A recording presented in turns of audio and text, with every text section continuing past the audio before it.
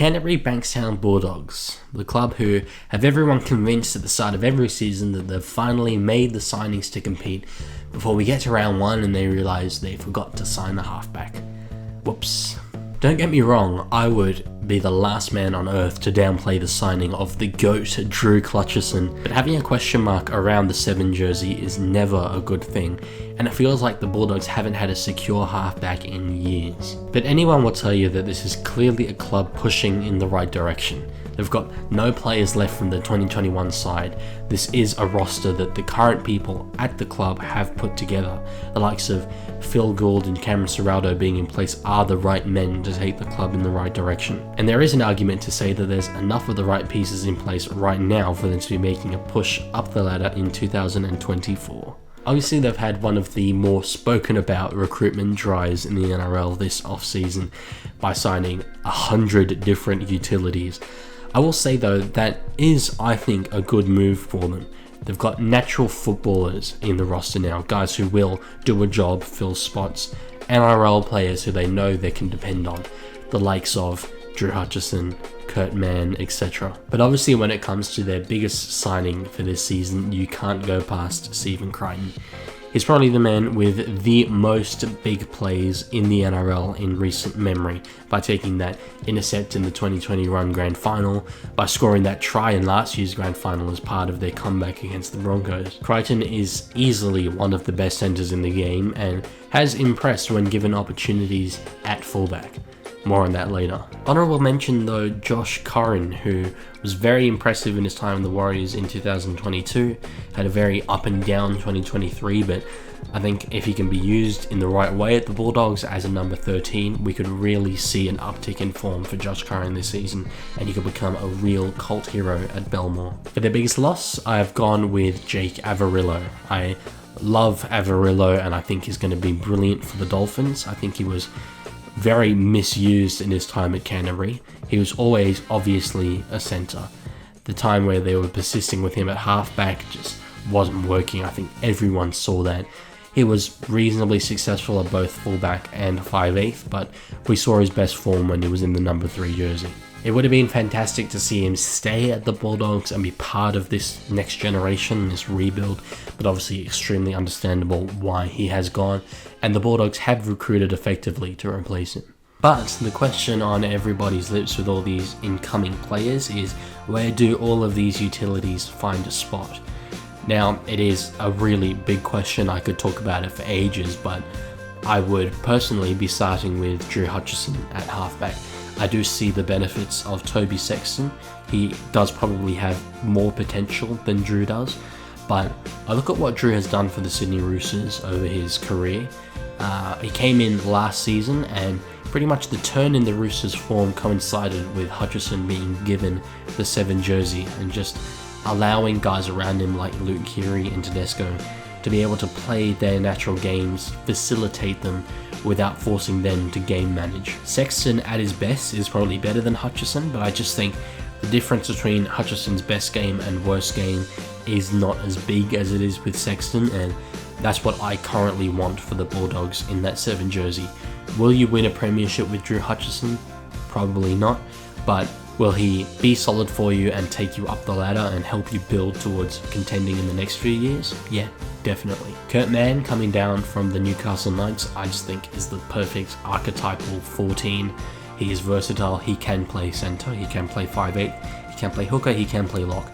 That is all you want, and in the current age of HIAs where any player could go off at any time, having Kurt Mann just somewhere there in the 17 is perfect. You can shuffle the deck and he can pretty much fit in anywhere.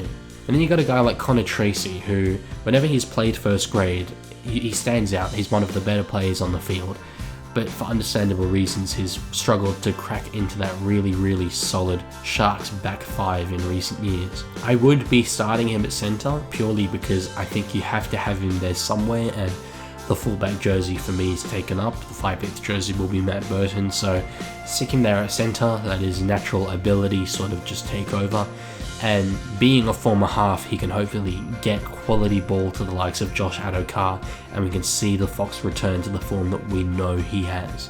Then the last real utility that I've signed is Jaeman Salmon from the Penrith Panthers. I would just have him coming off the bench as a specialist back rower.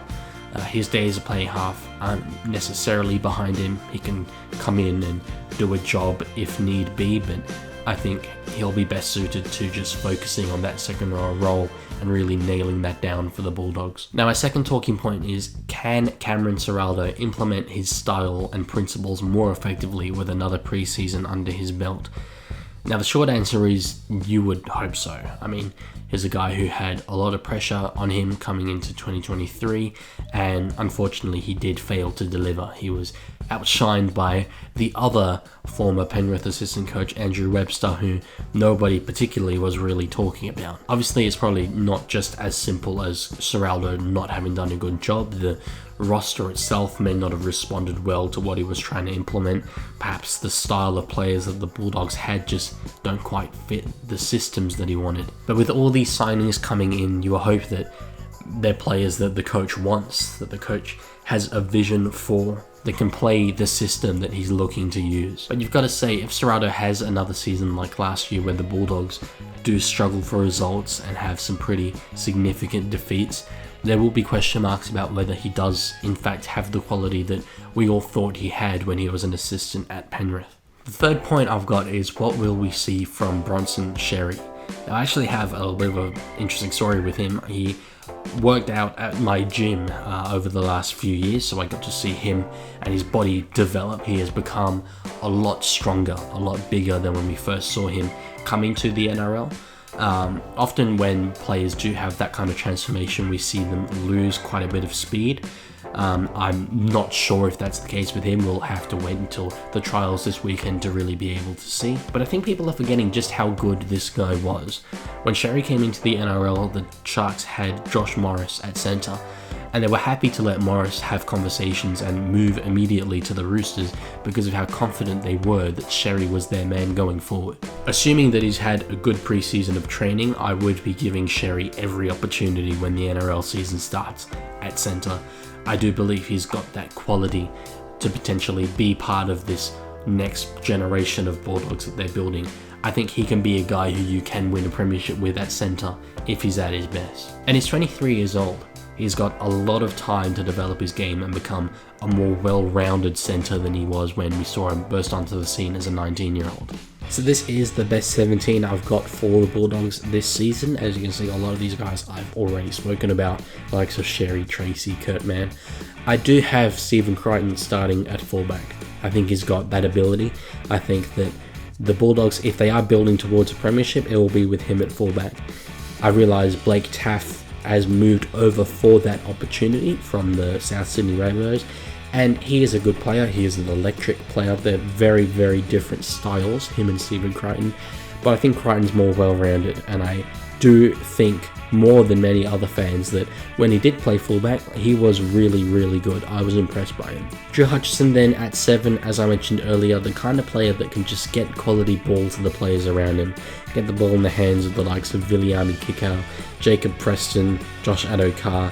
When you have guys like that in the back row and the outside backs, all you need is a half that will be solid and serviceable, and you'll be fine. The other major point is number 10, Ryan Sutton, starting in the front row. Now, everyone has spoken about the fact that the Bulldogs are light on for middles this season. I really, really hope that doesn't mean they're going to start Josh Curran at prop. I think is a fantastic lock. So I would have Ryan Sutton starting in the front row.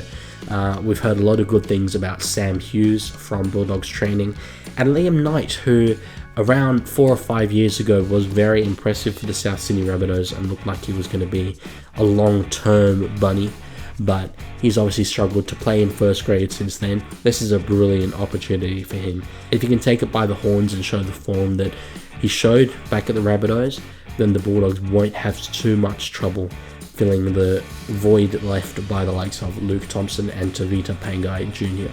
But obviously let me know your thoughts. Where would you fit all of these utilities in? And do you think Cameron Ciraldo is the right man to take the Bulldogs forward? Where do they have to finish for it to be a success for Ciraldo this season? And of course, let me know if you'd make any changes to the 17 that I have listed. Thank you for watching, and I'll see you later.